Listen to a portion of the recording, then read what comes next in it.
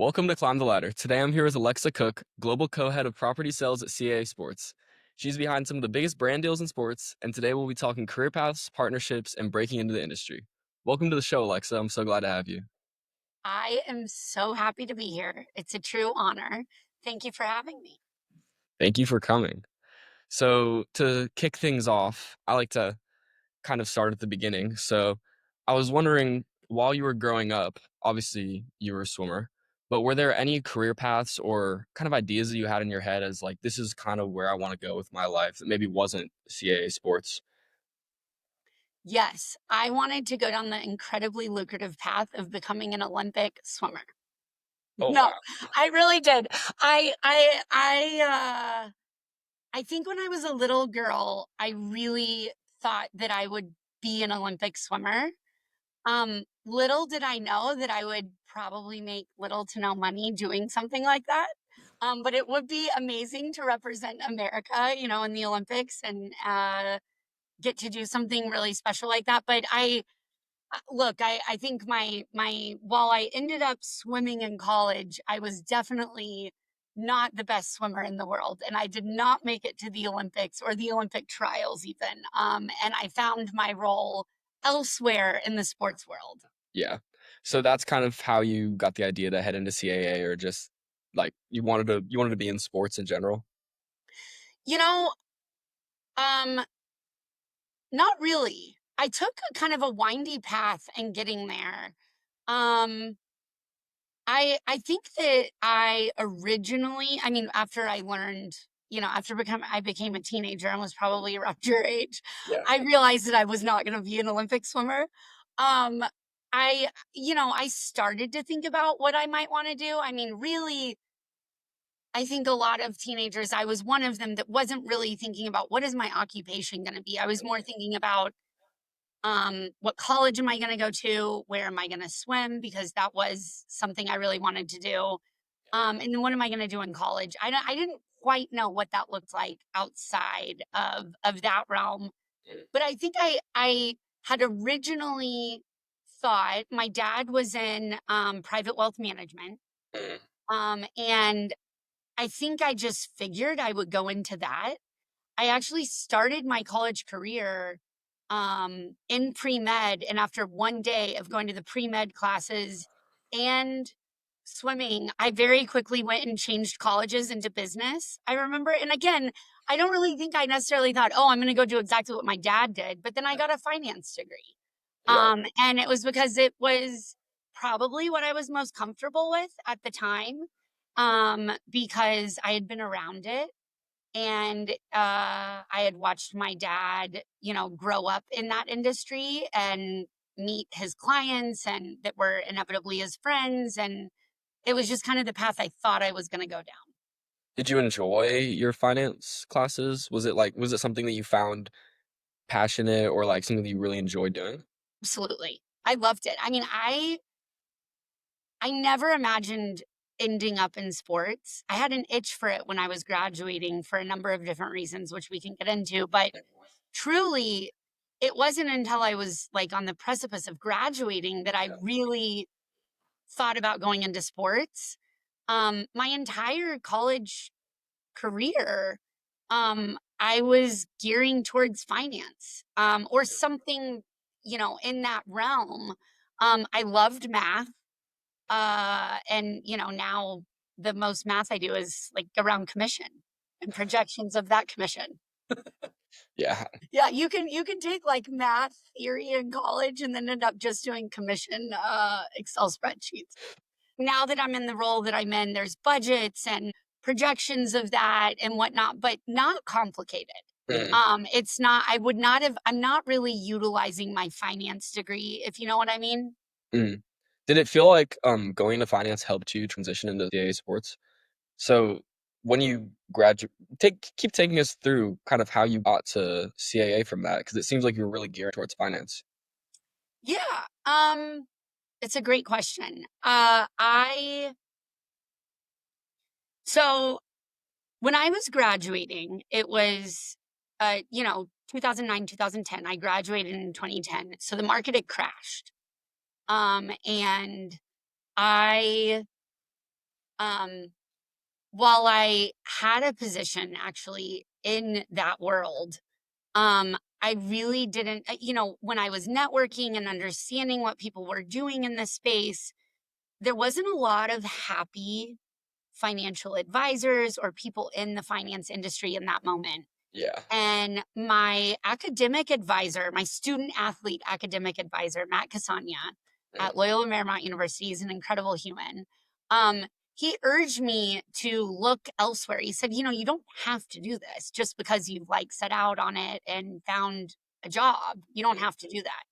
And so I started tapping into my own personal network on how I could potentially break into sports. And just by networking with people, learning what businesses are out there in the world of sports. And it looks phenomenally different now than it did in 2010.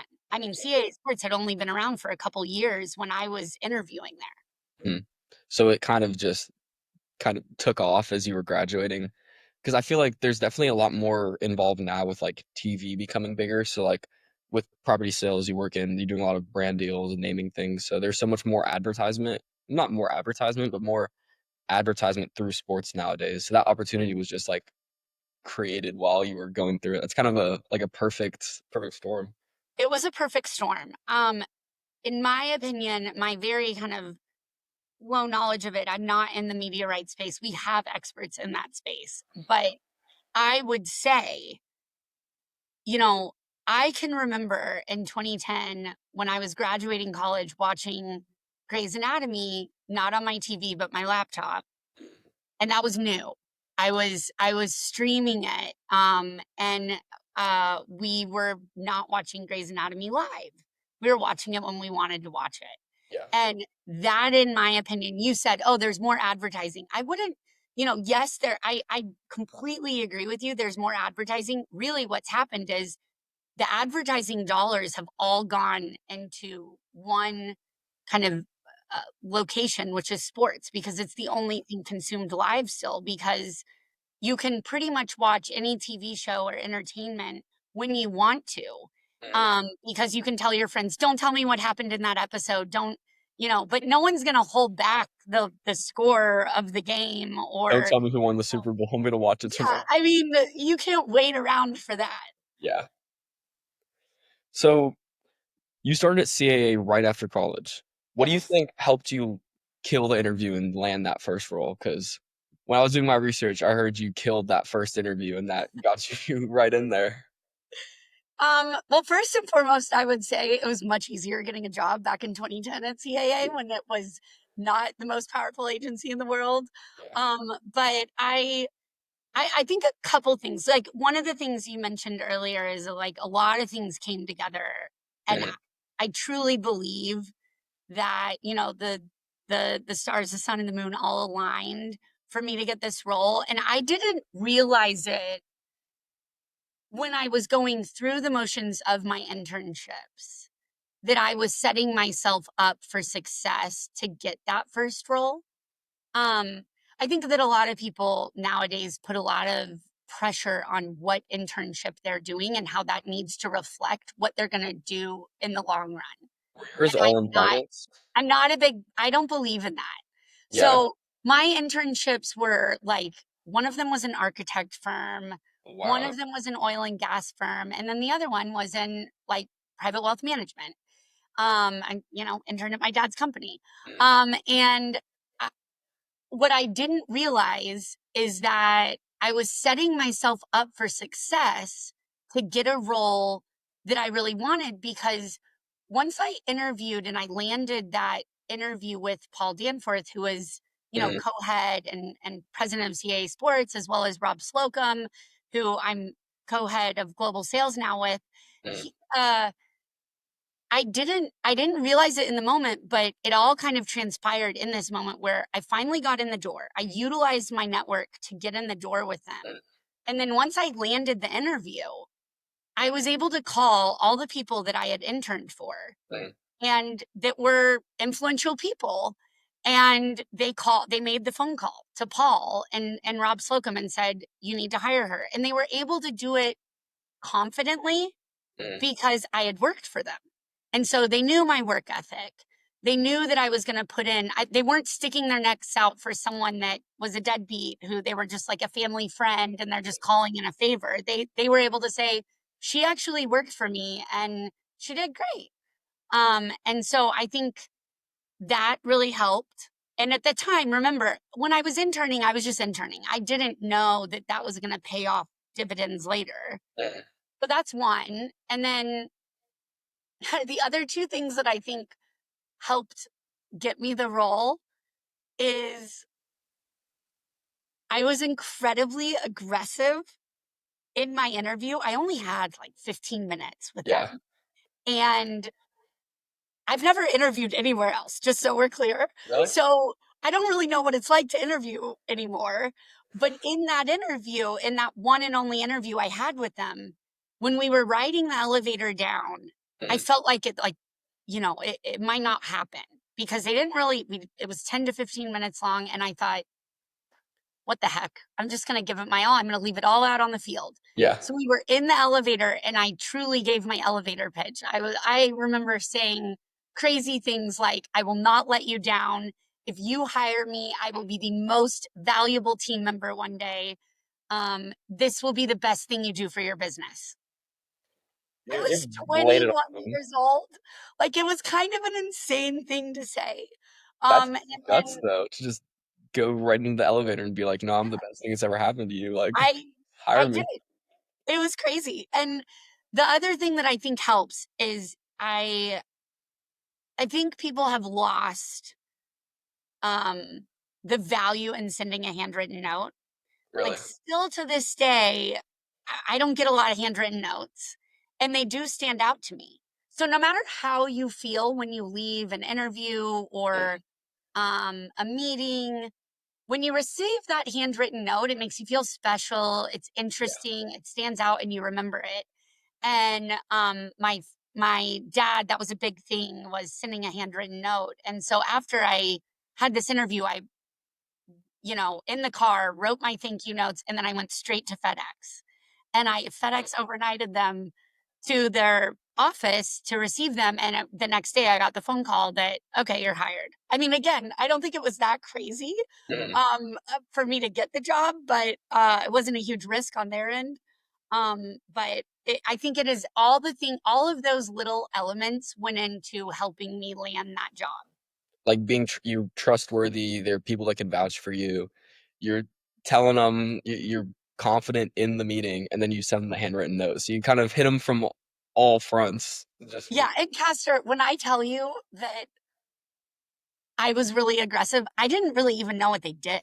I mean, online, there was not much online about CAA sports at that Mhm. time. I think it was just the like address of their office in Los Angeles. They didn't even have their New York address online at the Mhm. time.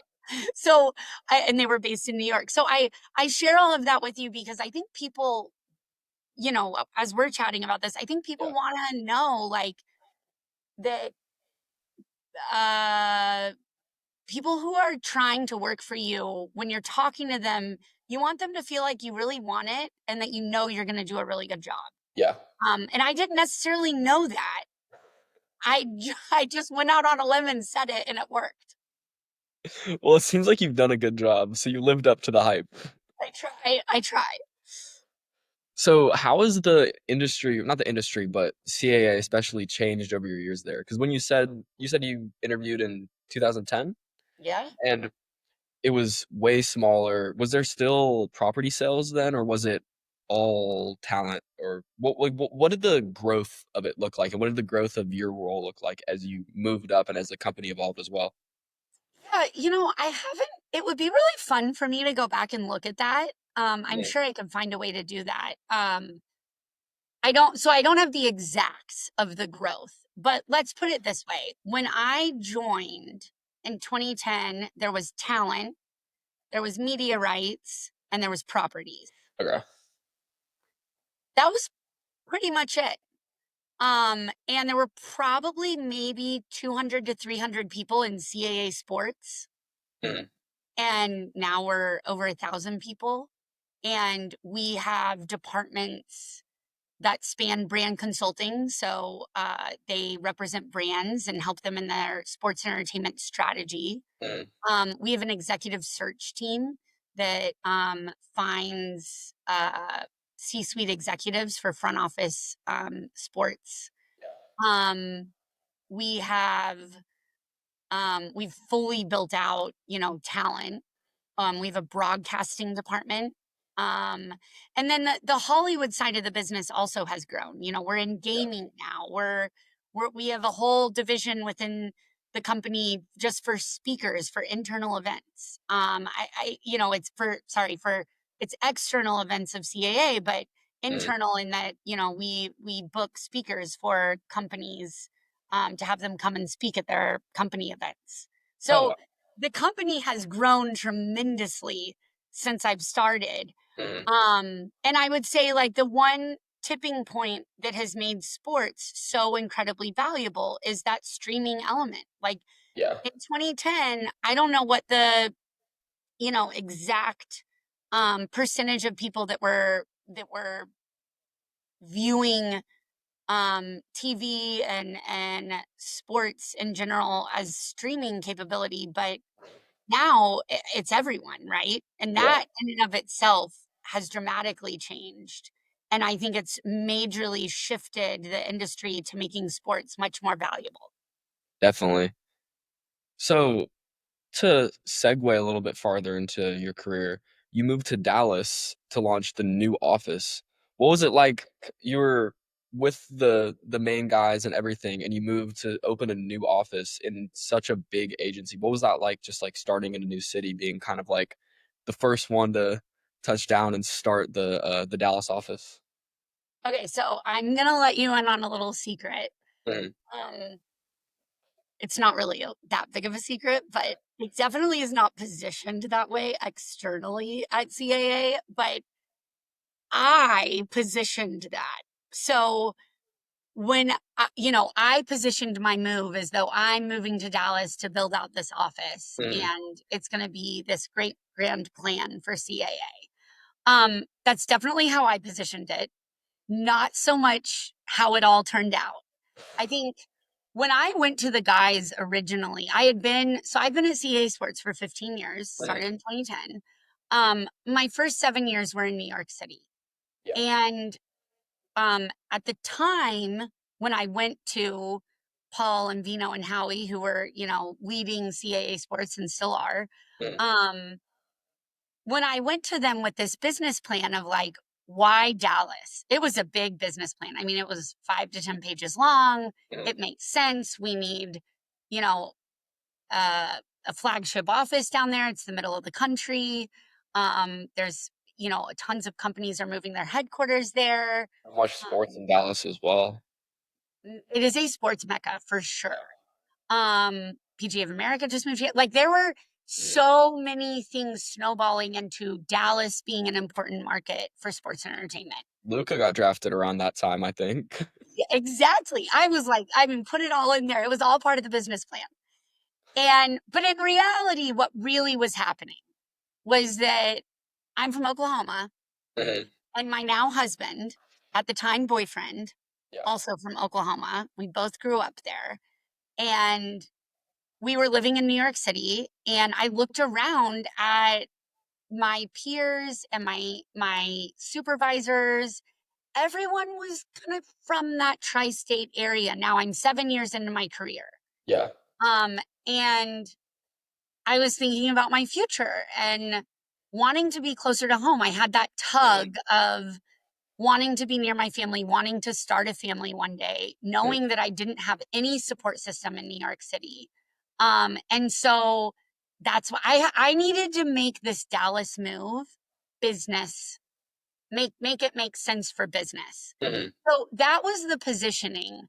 But in reality, it was we chose my husband and I chose Dallas to be going to them with this idea mhm, because it's a 2.5 hour drive from Oklahoma City, yeah, and, it is a direct flight from almost anywhere in the world, and mhm, I live on a plane almost weekly. I mean, it is a rare week that I'm not on a plane, for clients or for, brand meetings, or for just events in general, like industry events. And so I say all of that because I had this, tenured experience at one of our flagship locations and then moved down to Dallas. And I think it's why it's worked so well. Mhm. That's awesome. Yeah, That's but it was that's definitely a personal move. So I'm yeah. letting you in on the secret of like building out this Dallas location, if you will. Well, that's awesome. I mean, like, I I get it. I live in Nashville. It's like it's kinda nice to be somewhere more centrally located, like, where you're, because Nashville, you're driving distance also to, like, so many different other southern cities, and that's kinda how it is with Texas, like, you're so centrally located. In New York, if you're from Oklahoma, like, you're kind of stuck off on on the island, like, that definitely makes sense, and it's really cool how you were able to see that and then position it in a business way and make it all make sense. Like, I think that's pretty awesome. It is, But and I'll tell you, Castor, mhm, um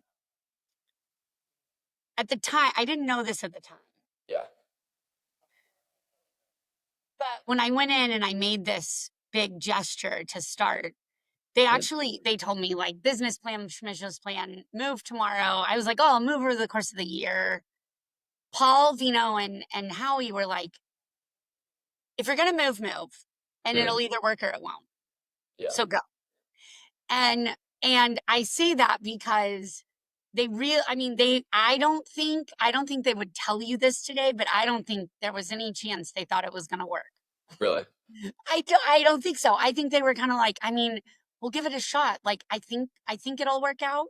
But honestly, it propelled my career tenfold by me moving here for a couple different reasons. But mhm, like, I really felt the pressure of needing to deliver once I moved. I no longer could lean on the senior executives in our team, because they just weren't one office away and I couldn't ask to join that meeting anymore. I mhm, had to go set my own meetings yeah, and get them to come with me to those meetings and add value for the business that way.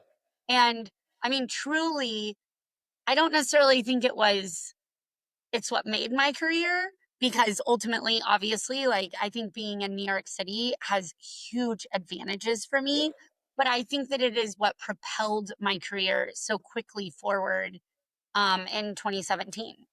So what changed when you came to Dallas? Like, how did your day-to-day change as much? Because with what you do, you're working with big name people, like, you did the Clippers, was it Intuit? Into a dome. So you're doing these big nationwide things. What changes with you being in Dallas versus New York? And like, are you more with people on that side of the country, or is it just like a location thing? How does it? I'm dragging a little bit, but how does it change being in New York versus in Dallas? Great question. No, no, and you're not tracking. We're chatting. Um, Honestly, the only thing that changed was that I FaceTime a lot. I'm not a big FaceTimer, but I've learned to be a big Mhm. FaceTimer. Yeah, So when I moved in 2017, video calls weren't the norm. COVID made video calls normal. yeah, So we used to actually take all of our client calls on phone. So we used to sit around in a room on in a conference room in our New York office with a little speaker that was about this big. We would dial in the dial call and then we would connect with our clients and the whole sales team would sit around that dial in and we would all talk and give our updates. really Well, old school. it was super old school. That's old school for you, but for us, like that was how we did it. Video calls were crazy. We were like, What's no, we're not available? going to video call. We're going to call. And so Mhm, we would have dial ins. And what would be really clunky mhm, is for me not to be on that call with the team. So what I would do is I would video call one of my colleagues who was sitting in that room. And instead of calling the dial in, I was able to be in the room on my phone and seeing everyone's facial expressions, like giving, you know, being able to mute the other line and say, Alexa, you give that update, or, so I learned that way. Mm. So that's one of the only ways it changed. Now with video call and COVID, I mean, it's very easy. Yeah. But back then it wasn't, video calls weren't normal. So that was like a little bit of a learning curve. Mm. The other thing that changed, you asked, do you meet with people more in this part of the country? Mm. I would say when I definitely do. I just because it's easy for me. I'm here. Um, it's easier for them to understand CAA Yeah. now when I say, "Hey, I work in the Dallas area. Would love to grab lunch or whatever." It's just easier. So yes, but I really think one of the only things that really dramatically changed Mm. was I had to create a business reason to talk to each one of my teammates and clients every day rather than just being in the halls with them. Yeah. And again, so I go back to this, like, it really propelled my career tenfold because I was searching and yearning and pushing myself to create business reasons for me to connect with my colleagues who weren't in Dallas, who were in New York, in London and Munich and, Singapore, etc. Mm. Because we have locations all around the world. But I previously, when I was in New York, I could just bop down to their office and chit chat. Yeah. When you're calling someone, there's a different vibe. It's like, what do you want to talk about? Yeah. Because I'm in the middle of my day, right? Mm. So I had to be like, oh, I've got a meeting for us. I was able to set up a meeting with the CMO of Amazon or the CMO of Pizza Hut. Would love for you to join. And then we're chatting about that and we're chatting about the deal. So I had to create value for my teammates to create that partnership and relationship and ultimately a reason to call them. Yeah. That's something I actually talked about.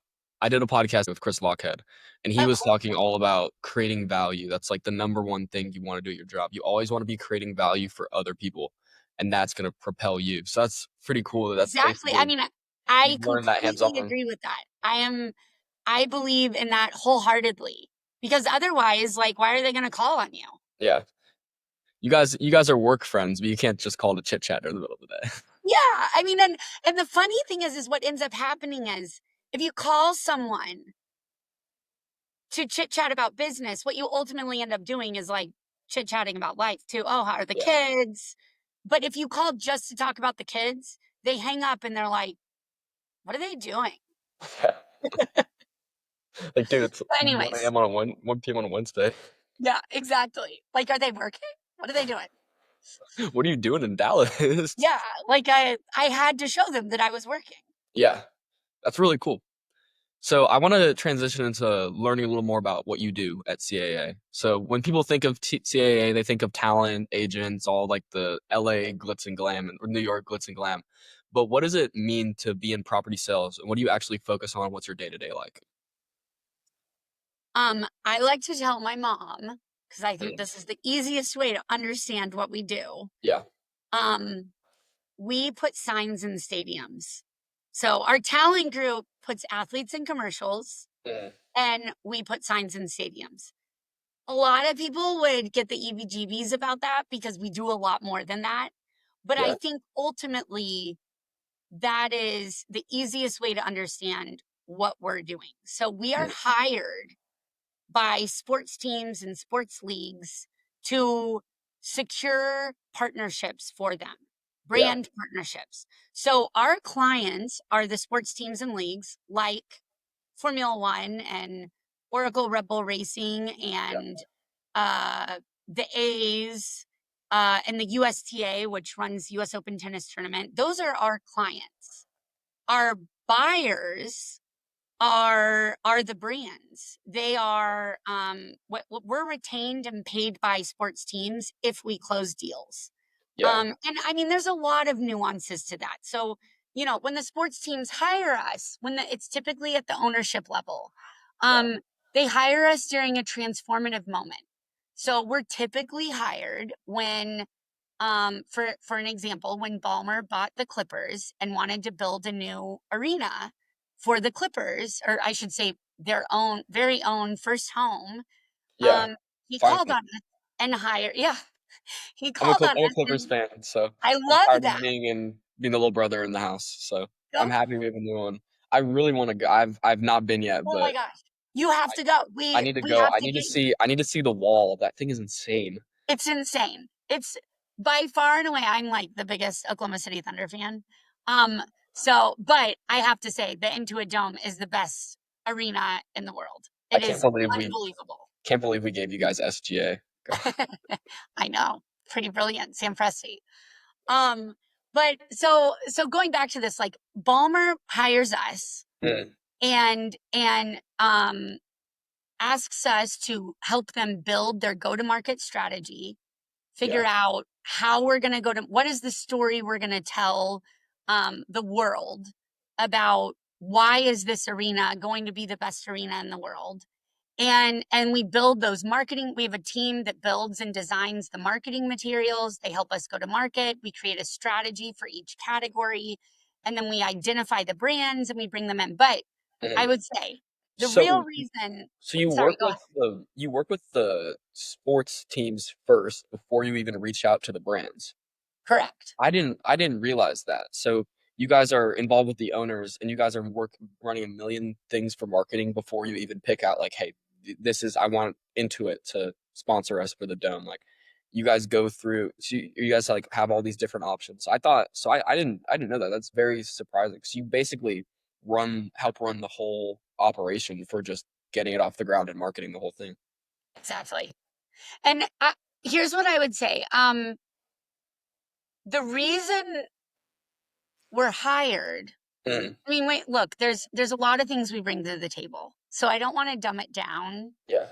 but I would say the most critical kind of the best thing we have to offer these sports teams and leagues Mm, is our relationships with the brands. yeah. So our day-to-day role is to reach out cold or warm, Mm, however you can get to them, a decision maker at a brand. So the CMO of AWS or the Amazon Web Services mm, or the CMO of Nestle, the CMO of Pizza Hut or Toyota, or a brand you've never heard of that hopefully one day could become a naming rights opportunity. So mm. there's a lot of new AI companies that for the last 3 or 4 years we've been hunting. Right. And I'll talk Bitcoin. And chat GPT There's arena next. yeah, exactly. I mean, it sounds crazy, but like OpenAI, Perplexity, like it's a whole new category that we're looking at. Yeah. And we've been hunting there for 4 years, 5 years, whereas just now they're starting to bubble up and you're seeing people spend advertising around them. But we typically like to get in with these brands really early on before they're ever thinking about doing deals so that when they start to transact they're already trusting us. They believe, we're not selling one outfield wall sign, we're selling a dream. We are coming to them understanding what their business is, what are their goals and objectives, and Mm. then bringing them something when the time is right, because it's really hard to go in cold and sell something cold. Yeah. So you So want to have been establishing relationships for a while.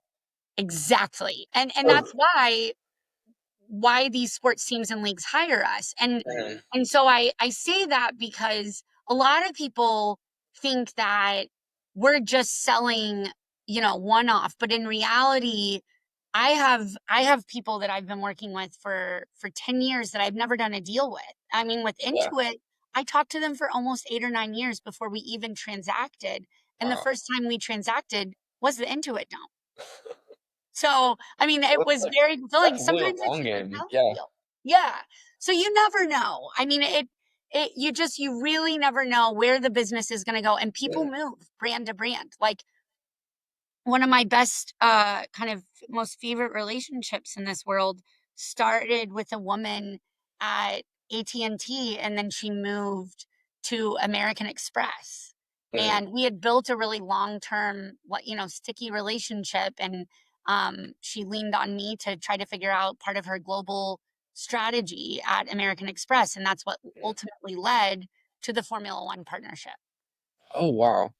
So you guys are very, like wait, I have a different question I Okay. wanna ask first. Yeah, yeah, yeah. So, to understand this a little more, so from the brand side, not the sports side, are they hiring you, or are they hiring other people to work the other end of the deal? Yeah, so kind of it's complicated. Mhm. Because what we always like to say in our meetings sometimes with brands, they'll say to us, like, so do we like pay you for this advice? And we're like, no, no, no, no. We're paid by the sports team and by the sports league. Yeah. So Formula One, the Clippers, the A's, Chelsea Football Club, they pay us Mhm. when we close deals, Yeah. commission for whatever that partnership is. Mhm. And the brands themselves, though, over the course of, 10 years, 15 years, 20, Mhm. 30 years of their career, Yeah. we're working with them and helping them navigate sports and entertainment, but they're not paying us.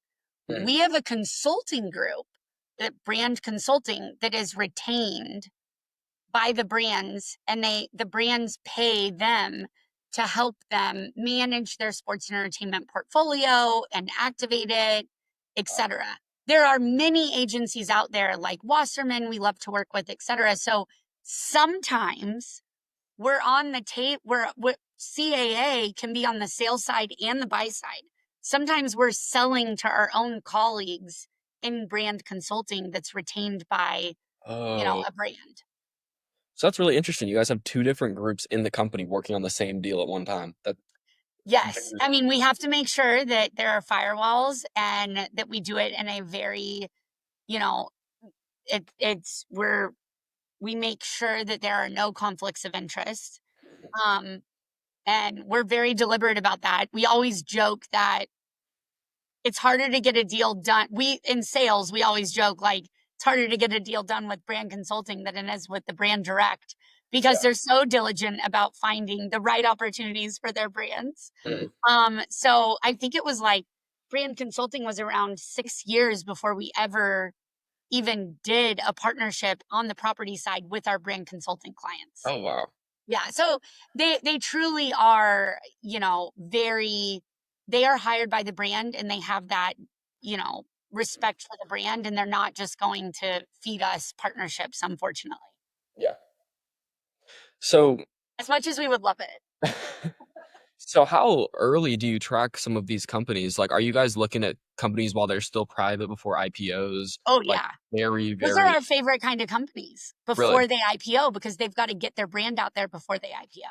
And do you guys help them with that sometimes? Oh yeah, a lot. We see a lot of brands come to us for help as they're gearing up for an IPO. Mm. To say, hey, we over the course of the next 3 years, we need help getting in front of the right people on Wall Street, Yeah. so that their brand, people know who their brand are, they're familiar with it, it builds credibility. Um, there's a lot of different elements to it, but every brand has a different goal and a different objective. But brands before they IPO, we love them. And Yeah. there's also, I mean, we'll sometimes talk to brands that don't have a lot of revenue, but we believe one day they will. Yeah. Um, and we're worth putting in the time and effort. Like a lot of those AI companies 3 or 4 years ago, we were like, we don't really know where this is going to go, but worth a shot. And Do you they're do you guys heading work in the right direction.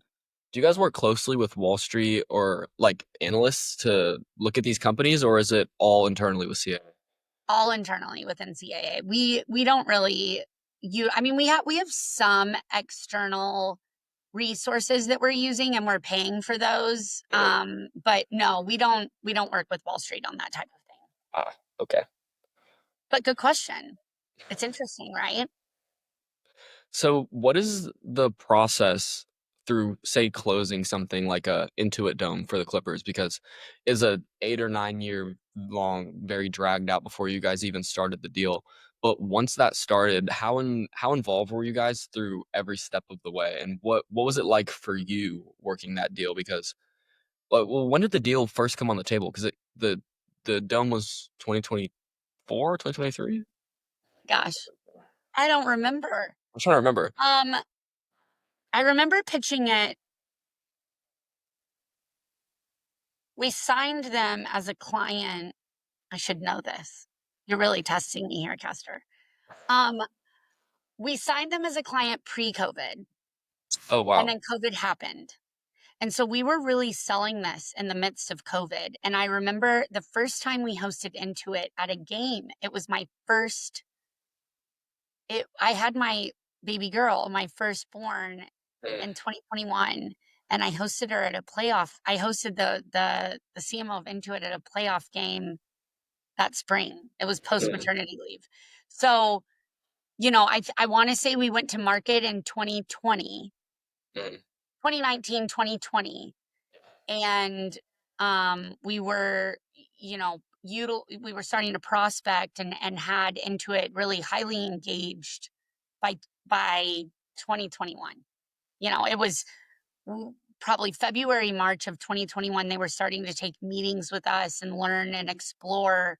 But again, I had been talking to Intuit for 8 years before this made sense. And it wasn't until and they had gone through a lot of different executives over those 8 years, and we've got, continued to just stay on the bull and mm. continue those conversations. And um I want to say it was late 2019 when we had a catch up call with them, and they said, we're really looking for something where we can do something with every brand in the portfolio. We've never made an Intuit play. It's always been a TurboTax play, a QuickBooks play, Mm, a MailChimp play. Well, at the time, they hadn't even acquired them yet, but they did ultimately before we launched the deal. Um, Credit Karma. I mean, it was they said, our brands are acting very independently, mhm. and we need to bring everything together to tell one story, one message, all under one roof. Yeah. And category exclusivities are very different, very difficult to figure out in the world of sports partnerships. It's what What did you say again? Category what? category exclusivity. Can you explain that? Because that's you said something like that before, and I wanna understand what that means. Yes. Okay. So, category exclusivity, a brand has a category that they ultimately want to become exclusive in when they do a partnership with a property. Okay. So, let me give you an example. Yeah. Um, a very simple example, and then we'll do a very difficult example. Okay. The easy example of this is Pizza Hut. When Pizza Hut did the NCAA championship deals for March Madness, they were the exclusive pizza partner. Oh, I Oh, see.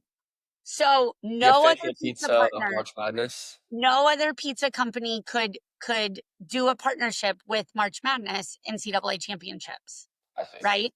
But a company like Burger King could come in and be the official QSR, which is quick service restaurant. So Mm, Pizza Hut was only interested in not competing with other pizza companies, not necessarily quick service I see, companies. I see, I see. AT&T, another easy example here, Mhm. exclusive telecommunications company. They also want to be the exclusive 5G, the exclusive, but ultimately the official wireless telecommunications partner. So they don't want a Verizon or a T-Mobile to come in and partner with whatever property or even talent with them, because they want that entity to be a single endorser of their product. Yeah. But they're comfortable living, again, AT&T is comfortable living alongside pizza because they don't compete. Yeah. So when I say Intuit comes to us and says, we want to look at something where we could go in and activate all of our brands. Mm, Well, it's a lot of categories. definitely. Um, QuickBooks is one category. Credit Karma is one category. TurboTax is one category. Or I think I said Credit Karma, MailChimp. Um, and so each one takes its own category. And it's hard to go find a property that is open in each one of those categories to be Yeah. able to tell the cohesive story. So you So got in reality, big thing. yeah, you have to start from scratch, really. And that's what the Clippers' new arena did. They they could say, well, we have no existing partners for the new arena. So they can come in and own almost all of, call it the fintech category, excluding maybe retail bank, because they didn't have a retail bank under their portfolio, but they're all in, call it that fintech Yeah. space. They're all financial, services, products for small business owners. So the category they took, and one of their big messaging was like, we can be your go-to for the small business owners of the world to give you everything you'll need in that space. So is that kind of helpful to No, understand? that makes a lot of sense, honestly, because I had a question on this list somewhere that basically asked, when you do a brand deal, what are you selling to them? What is the most important part of what you're selling? And it seems like you're selling the exclusivity of the promotion, which It's one of the most important things. I mean, there's a lot of thing that goes into it, but it's funny. When you think about that question,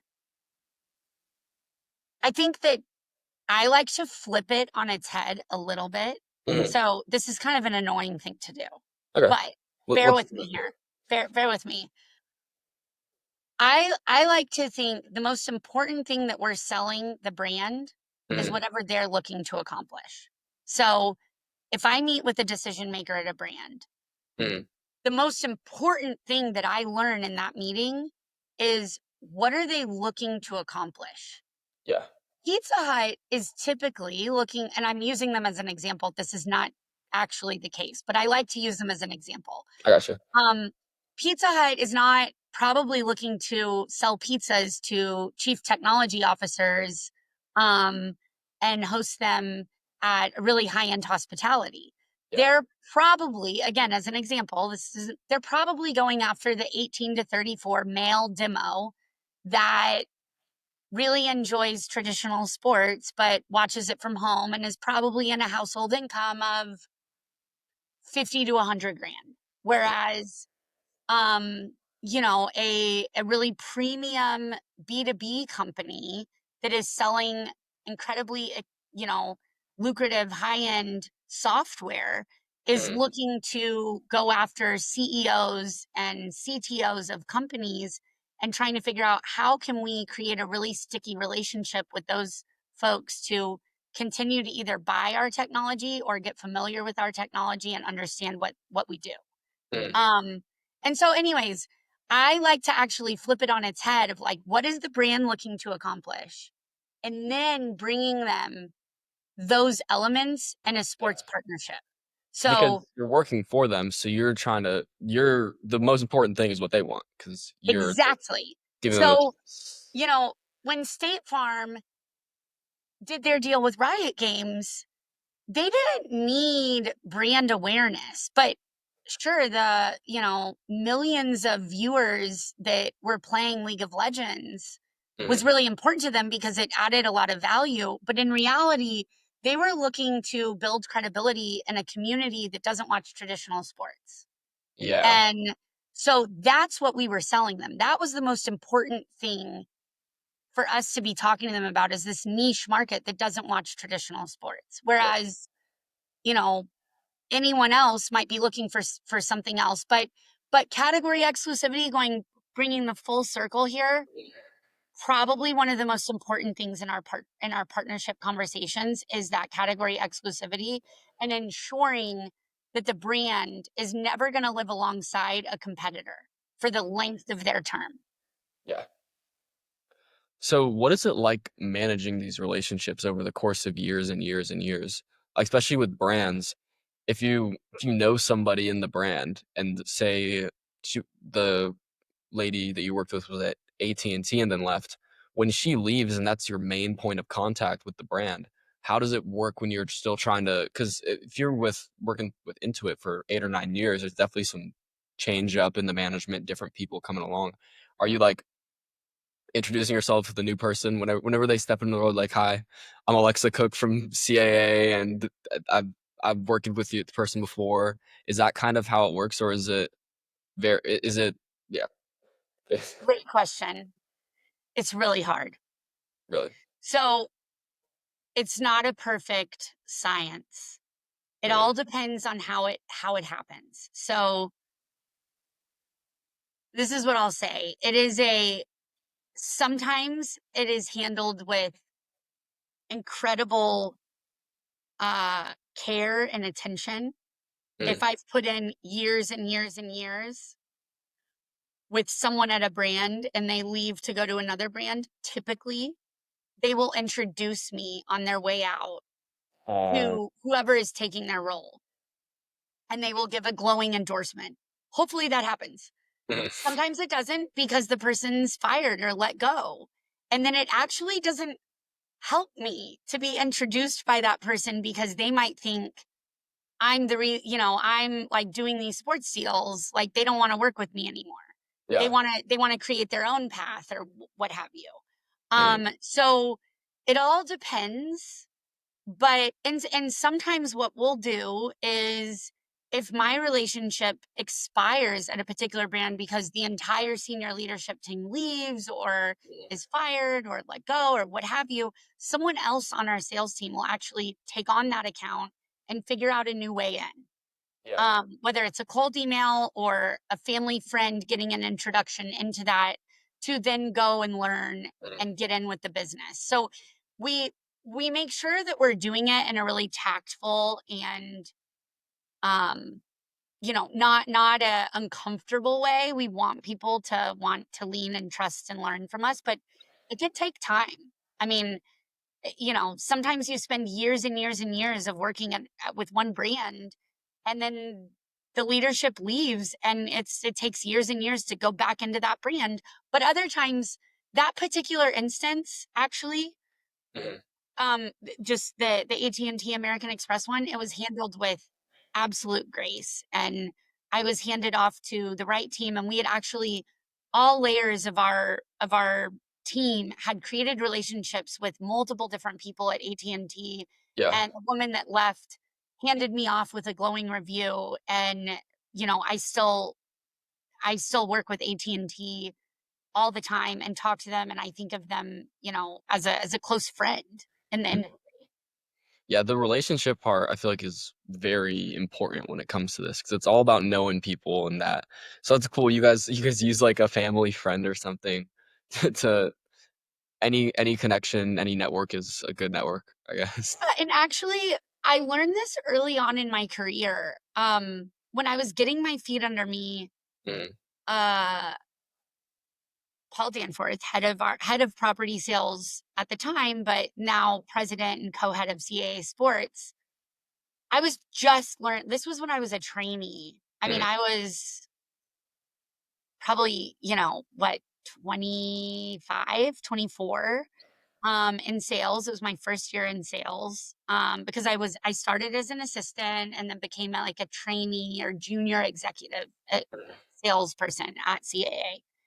And I was having a hard time with all my cold calls. Like no one was taking them. And I was super frustrated. And Paul said to me, go back to the basics. Who do you know? Like whether you're networked or not, does every single family member know what you do? And I was like, "Oh, probably not." I was like, "But like, I don't know if it matters." And he's like, "Doesn't matter. Someone who knows someone who will help you." yeah. And at that time in my life, I was nervous for all these cold calls I was doing and cold emails and trying to get in the door. And what I learned is I was much more confident and much more capable when I called my aunts and my uncles and my grandparents and my cousins and the people I grew up with and said, "Oh, hey, you're working at Amazon or whatever, like this is what I do. Any chance we could take a meeting?" And I really like that's how I learned. And you learn that no matter who your network is, you know, they're always willing to I remember, I mean, I was connected to so many random folks in business, but what it allowed me to do is get a lot of reps in early on in my career with people who would take meetings with me to explain what I did. And then ultimately that led to deals and people trusting me and, getting me in the right rooms. So, yes, I'm a firm believer in leveraging, the people that love you most and trust you to get you in the right rooms. Of course, yeah. With, you said you learned the skill of cold calling and you had to go through doing all of that, paying your dues. What are some other skills that you learned maybe in college or just throughout your life that really apply towards your work at CAA or like things people my age or coming up could work on to when they arrive at, say, property sales? They're like, I'm prepared to do this. Like, I understand how to go about stuff like this. Um, it's a great question. Mm. Skills have I used? Definitely not my math. We established Um, that. no, so yeah, we've already covered that. Um, I mean, there's so many, but I would say in any industry, you have to Yeah. have thick skin and Yeah. persistence, no matter what you're doing. Um, I think that the whole saying like, you know, never give up. Um, if you want it and you want it really badly, Mm. just keep going. Just keep swimming. Um, I think that, I mean, I know it's like so silly. It's from Finding Nemo, but I believe in it because in I mean in sales, you get 100 no's before you get the one yes. Well, Mm. that one yes might not be the deal you do, but it might get you in the room. I One of the very first sales meetings I ever took that was a true cold call was with a flower company. And this woman was so gracious with her time. I'll never forget her. She's amazing. She actually just wrote a book and I ordered it off Amazon. Um, but she's a total sweetheart and she took the meeting and what ended up happening is she's like, "You know what? I don't think we're in the right phase of our growth bit of our growth trajectory within the business, but I've got a friend that I went to college with that is working at this rideshare company that is just up and coming and I it would be great to connect you guys." And anyways, what I say and kind of what I learned from that is even the no in the room got me the next meeting with the next person I was with. So truly not giving up really matters. I think that it takes a long time to learn that, persistence is really key in any role, no matter what you're doing. I mean, you're gonna fail. You just gotta keep going and you gotta not make the same mistake twice. I think that's a really important one, is not making the same mistake twice. My basketball coaches and trainers would always, like when I was younger, it would be like, if you're gonna miss, like don't miss front rim. That's what they always tell me. Like if I took one shot and I missed and it hit the front, they're like, just, you cannot, even if you fail again, you don't do it the same way. Like you have to always learn a little something from every time you mess up. That is perfect example of how you're taking something you learned in basketball and applying it to business because it matters. Like all the hours of practice you put into basketball, it's going to pay off and pay dividends later in life through work and everything else that you're doing because you're willing to put in the time, go the extra mile, practice all night to get that one, rim shot right. Yeah, because you're same with swimming, I bet. I think this is something that I thought, like, really this whole student athlete thing really applies, especially to this, because you're getting so many no's and you're doing all these reps basically that are just practice, right? Like, if you're cold calling 100 people, like, it becomes like a practice when you're doing it, and then finally, like, when you get that one shot in game, that's an important one, since you practice it so much, it finally goes, and it's, like, that great feeling. So that makes a lot of sense. That's really cool to, like, think about. There's some crazy statistic, I don't know it, but I wish I did right now because I would sound so smart if I was able to rattle it off, but certain level of senior executives all played a sport. at some point in their, it's something like 92%. And it doesn't mean that they went to college or pro or et cetera, but at some point in their life, they played sports and they understand, to your point, putting in the practice, understanding teamwork, the value of it all. Like it all leads to really strong, a successful career. Yeah. Definitely.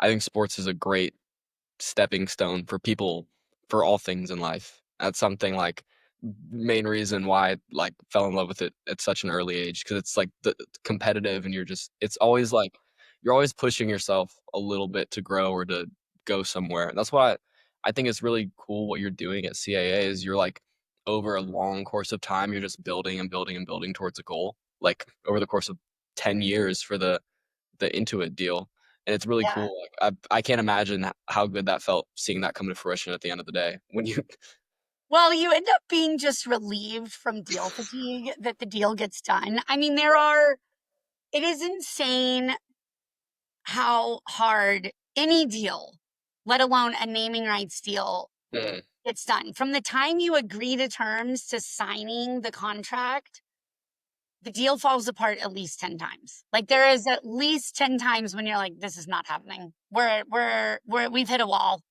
There's mhm, no way we'll figure it out. But to your point, you've just got to stay persistent. You got to stay on the bull. You got to like figure out a solution. You have to figure out what, I mean, in this instance, it doesn't really, for an example standpoint, you got to learn what the Clippers can give on and what they can't, and mhm, learn on what Intuit can give on and what they can, and find ways to meet in the middle on the things that they can move on.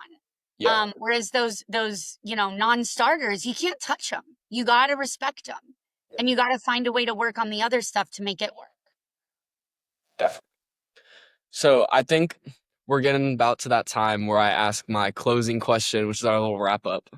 I always say, if you go back and give your 18-year-old self one piece of advice for your career or just for life in general, what would you go back and tell her? I would tell her to dream big. Mhm, It's so cliche, so I kind of hate it, but I never in a million years would have thought I would be leading our global sales team at CAA. mhm, Ever. I didn't even think I could work at CAA Sports, and I didn't really even know what they did. So again, dream big. I think that uh, if you want to do something, you will find a way to do it, yeah, and you will get in the door somehow, some way, if you're very persistent and you work really hard. yeah, definitely. So Well, thank you dream big. It's important. it as cliche as it is, it's still the thing that drives everyone to success is their It dream. is. That sounded kinda cliche the way I just said it Yeah, too. but I like it. You can put that in quotes. Well, thank you so much for coming on the show. I loved having this conversation, and I'm so grateful to hear your insight and learn so much more about what you do in CAA, and it's just a complete blessing, so thank you so much, Oh, and, Castor. thank you to everybody for tuning in today to listen to episode 5. Thank you, Castor. It was an absolute pleasure. I hope we do another one of these later when I'm interviewing you and how successful you've become, because this is just you're just getting started. One day. You'll be there. I have no Thank you so doubt. much. Thank you, Castor.